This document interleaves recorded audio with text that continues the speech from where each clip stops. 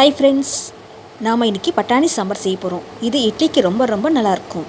இது எப்படி செய்கிறதுன்னு நம்ம பார்க்கலாம், ஓகேங்களா? இதுக்கு தேவையான பொருட்கள் 150 துவரம்பருப்பு, தக்காளி 2, வெங்காயம் 1 இல்லைன்னா 2 கூட போடலாம். பச்சை மிளகாய் உங்கள் காரத்துக்கு ஏற்ப நான் 5 போட்டிருக்கேன். சிறிது கறிவேப்பிலை, கொத்தமல்லி, பட்டாணி 4 பேக்கெட் வாங்கியிருக்கேன். நீங்கள் வெள்ளை பட்டாணிலையும் பண்ணலாம். வெள்ளை பட்டாணியில் பண்ணும்போது நைட்டில் ஊற வச்சா போதும்.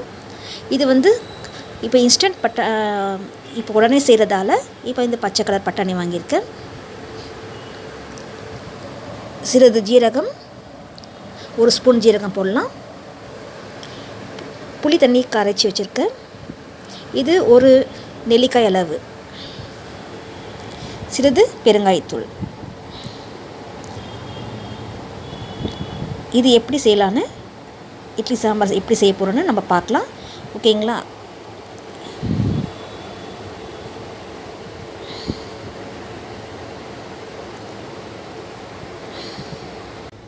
ஹாய் ஃப்ரெண்ட்ஸ், இப்போ துவரம்பருப்பை நல்லா கழுவி குக்கரில்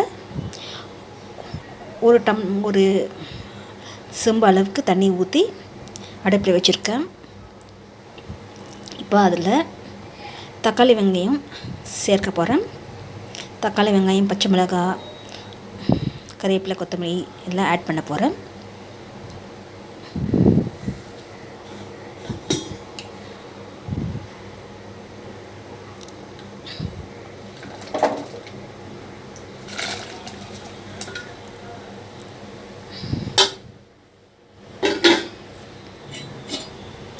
நல்லா கலந்துக்குவாங்க.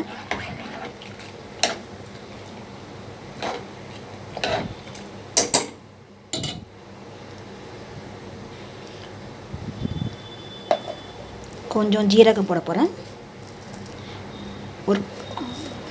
ஒரு ஸ்பூன் அளவு ஜீரகம். இது 1 ஸ்பூன் அளவு இருக்கும்.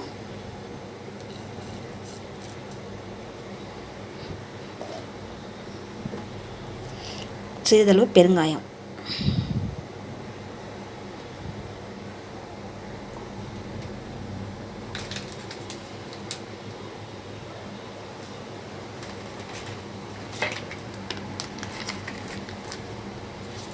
சிறிதளவு மஞ்சத்தூள்.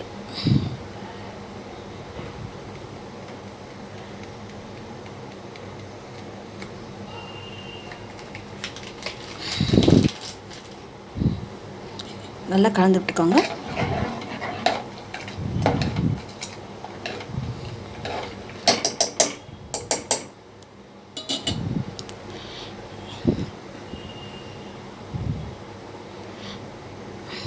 நல்லா கலந்து வச்சுக்கோங்க. இப்போது இதை ஒரு 3 விசில் வந்தால் 3 விசில் வைக்கணும். ஏன்னா பருப்பு நல்லா வேகணும் இல்லையா, அதுக்காக தான். இப்போது நான் மூடி வைக்க போகிறேன்.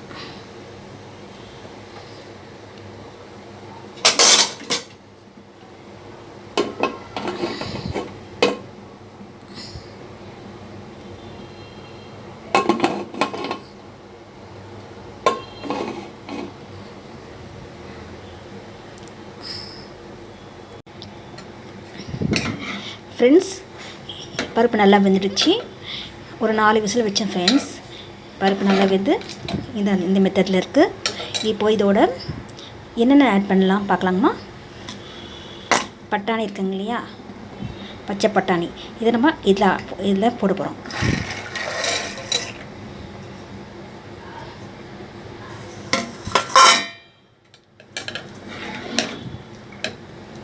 அடுத்து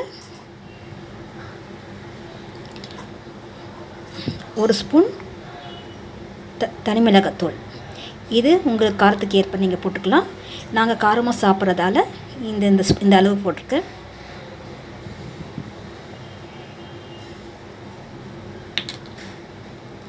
அப்புறம் சாம்பார் பொடி, இது 2 டேபிள் ஸ்பூன்.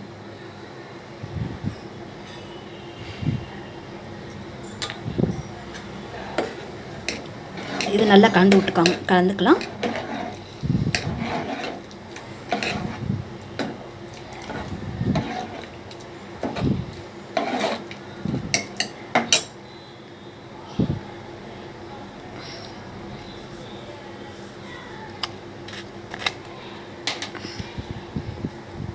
இப்போது கொஞ்சம் பெருங்காயத்தூள் ஆட் பண்ணலாம்.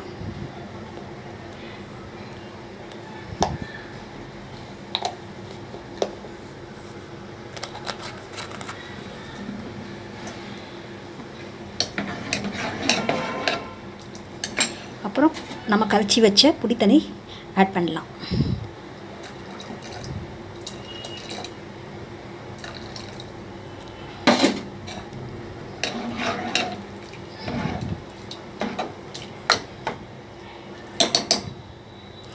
ஃப்ரெண்ட்ஸ், எல்லாருமே சாம்பார் செய்யணுன்னா எண்ணெயில் வதக்கி செய்வாங்க.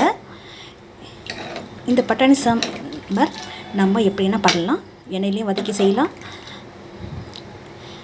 பருப்பில் வேக வச்சும் தக்காளி வெங்காயம் போட்டு செய்யலாம்.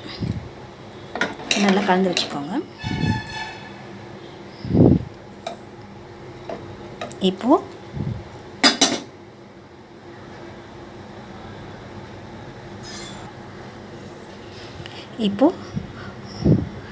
கொஞ்சம் உப்பு ஆட் பண்ணுறேன், கல் உப்பு.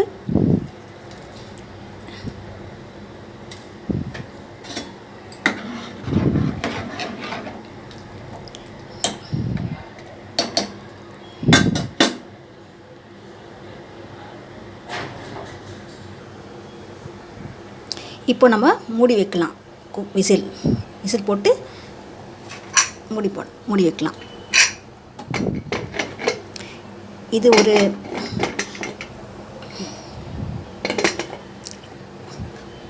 3 விசில் வந்தால் போதும்.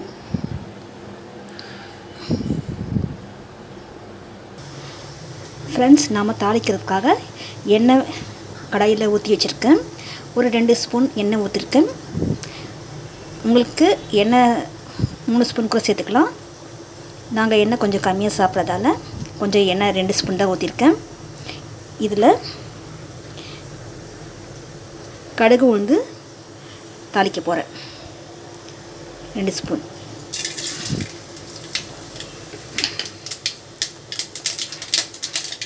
அதோட 1 ஸ்பூன் ஜீரகம், சின்ன ஸ்பூன்.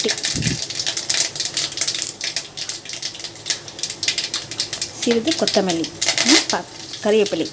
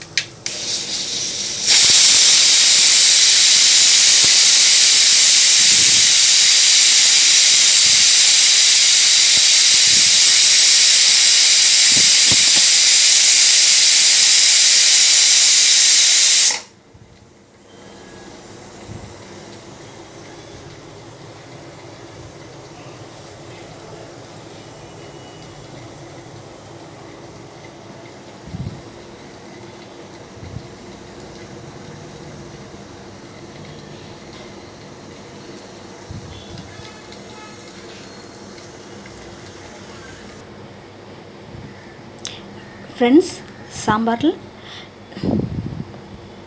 சாம்பாரில் நான் எல்லாம் தாளித்ததை நான் இதில் ஆட் பண்ணிட்டேன். ஃப்ரெண்ட்ஸ், இப்போ என்னால் அதை தனியாக காட்ட முடியல. நான் மட்டும் வீடியோ எடுக்கிறதால என்னால் அதை உங்களுக்கு எப்படி 2 கையால் பிடிக்க முடியல.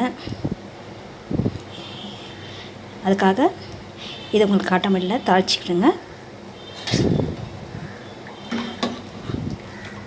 தாளிச்சாச்சு.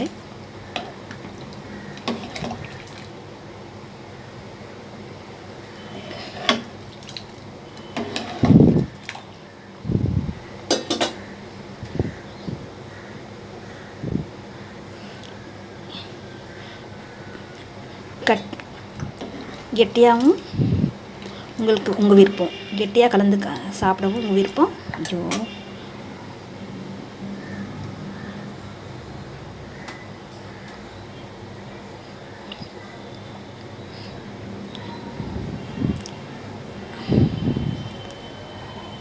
ஃப்ரெண்ட்ஸ், பட்டாணி சாம்பார் ரெடி.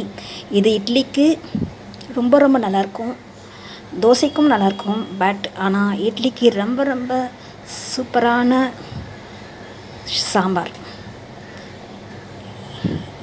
நான் வாரத்துக்கு ஒரு தடவையாவது இந்த சாம்பார் செய்வேன். அந்தளவுக்கு எனக்கு ரொம்ப ரொம்ப பிடிக்கும் சார். ஃப்ரெண்ட்ஸ், உங்களுக்கும் பிடிச்ச நீங்களும் செஞ்சு பாருங்கள். உங்களுக்கு பிடிச்சா செய்யுங்க, இல்லைன்னா வேண்டாம். ஓகேங்களா? நீங்களும் செஞ்சு பார்த்துட்டு என்னுடைய கமெண்டில் சொல்லுங்கள். ஓகேங்களா? தேங்க்ஸ்.